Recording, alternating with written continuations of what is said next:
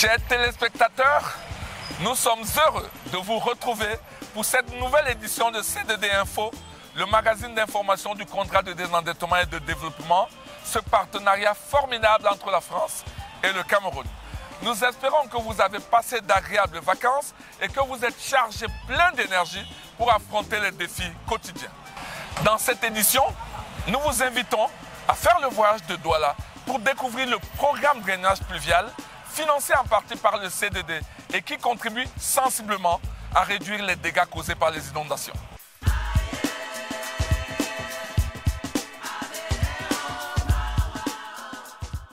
Comme vous le savez, la ville de Douala connaît de très sérieux problèmes d'évacuation des eaux qui malheureusement parfois entraînent des inondations graves. Grâce au CDD et notamment à travers le programme drainage pluvial, cette question a été adressée. Ainsi, 35 km de drains ont pu être construits, permettant à plus de 600 000 personnes d'être désormais à l'abri de ces désagréments. Reportage. Nous étions comme les poissons, comme les animaux aquatiques. L'inondation tuait beaucoup de personnes en bas là. On souffrait ici beaucoup. Des mots forts pour résumer une situation restée bien ancrée dans les mémoires des riverains des drains de Douala. Pour Papa Tchama Le Michel et ses voisins, l'arrivée des drains dans ces zones marécageuses de la ville a sonné le glas de nombreux déboires qu'ils vivaient pendant la saison pluvieuse. Frappés à chaque fois par des inondations, ils vivaient avec la peur au ventre à chaque fois que s'amoncelait des nuages noirs au-dessus de leur tête. Pour eux, le souvenir de la terrible nuit du 3 août 2000 est resté comme un traumatisme permanent. On était vraiment étouffés d'eau. Avant que le drain n'arrive, on ne respirait pas. Puisque je me rappelle, le 3 août 2000, il y a une pluie ici qui traversait les fenêtres et les portes. C'était grave. J'allais même perdre mes enfants dans cette pluie-là. C'est Dieu seul qui a fait qu'on s'échappe. Nous, quand on était plus petits, nous on portait des gens au niveau du pont. Il y avait un pont là. On portait des gens, on les faisait traverser avec le frigo. Il y a les années antérieures, il y a une pluie qui avait touché 3 août 2000, qui avait vraiment touché la population ici. Là. Beaucoup des maisons sont, beaucoup, les enfants sont même morts.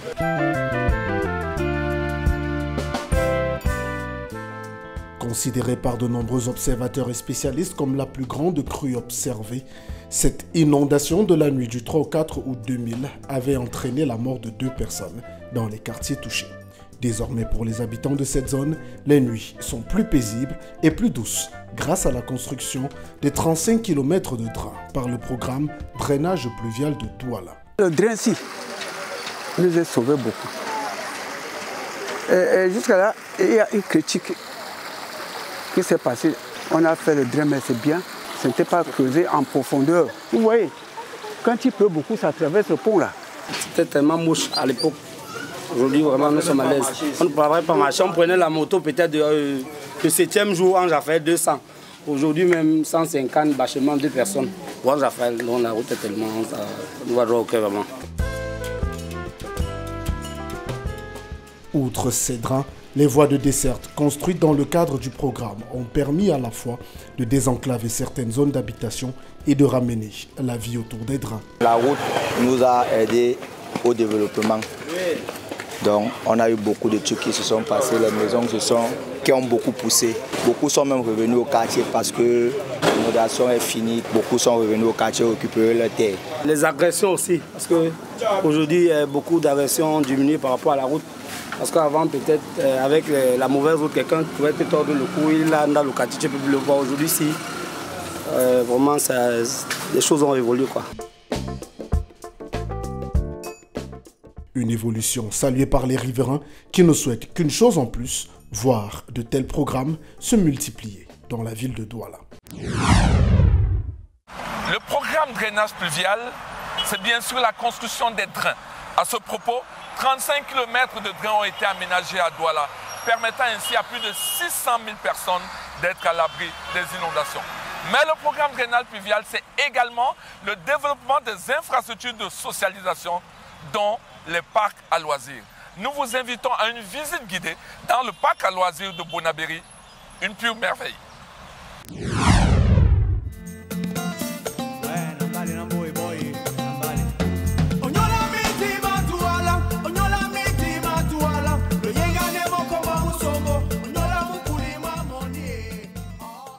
Une séquence pour le moins inédite dans un parc en construction de la capitale économique du Cameroun.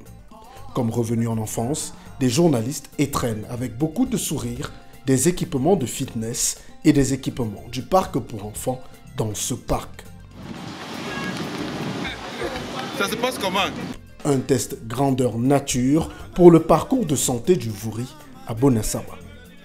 Construit sur une superficie de 9000 m² sur les berges du Vouri, cette infrastructure qui ouvrira ses portes au public à la fin du mois de septembre prochain offre de nombreuses facilités pour les riverains et les amoureux du sport en général. On a un parcours santé de 300 mètres linéaires pour ceux qui aiment faire la balade piéton ou bien faire le jogging. À côté de ce parcours santé, nous avons des infrastructures intégrées, parmi lesquelles nous avons 2 stades multisports. Entre les 2 stades multisports, nous avons 2 aires de fitness qui sont aussi aménagées, intermédiaires et équipées. En face des 2 aires de fitness, nous avons 2 espaces jeux enfants. Et tout au bout du parcours, nous avons un terrain petit goal. En marge de ces aménagements qui sont ici, nous allons dédier maintenant une zone pour les activités de restauration.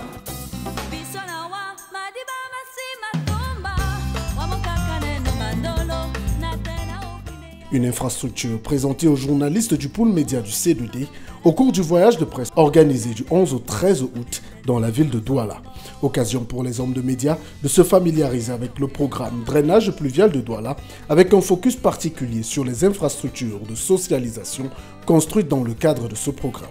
Des travaux qui représentent un investissement important pour la communauté urbaine de Douala. 40 milliards de travaux nouveaux en termes d'assainissement et effectivement, ces travaux nouveaux vont aussi s'accompagner des équipements de socialisation comme celle-ci parce que c'était une conditionnalité pour avoir des financements.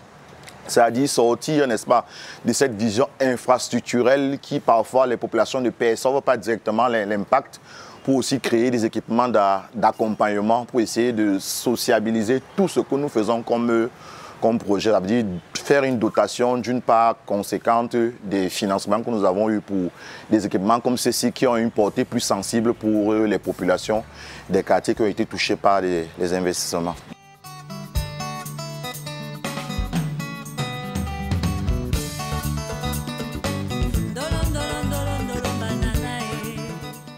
Grâce aux 18 milliards de subventions du C2D sur les 40 milliards qu'ont coûté les travaux de la première phase, la ville de Douala a pu bénéficier de la construction de 35,26 km de drains bétonnés, du reprofilage de 13,54 km de canaux, la construction de 49,92 km de voies de desserte et de 3 parcs à loisirs entre autres.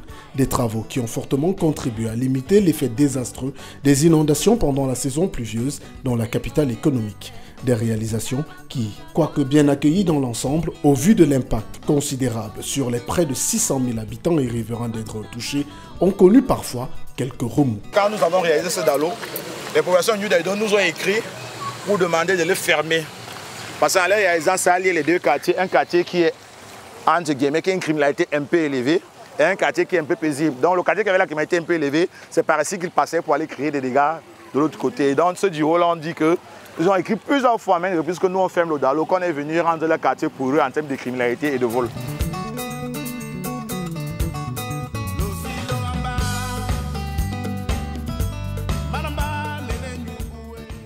Un succès que la communauté urbaine et ses partenaires, dont l'AFD, l'Agence française du développement, entendent dupliquer lors de la phase 2 du programme, dont les travaux sont annoncés pour 2026.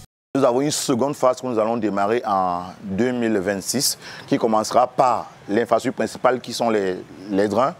Ajoutant à ça, nous allons faire des protections de certains espaces, des espaces verts qui sont des zones de rétention parce qu'on s'est aussi rendu compte que l'un des soucis créés des inondations dans la ville, c'est que les populations phagocytaient progressivement toutes les zones vertes qui en fait étaient des poumons de régulation des écoulements des eaux. Donc nous allons aussi nous attaquer cette composante qui consiste à la circulation de ces espaces verts-là en les transformant soit en lac, soit en bois, soit en zone hydromorphe de régulation des écoulements.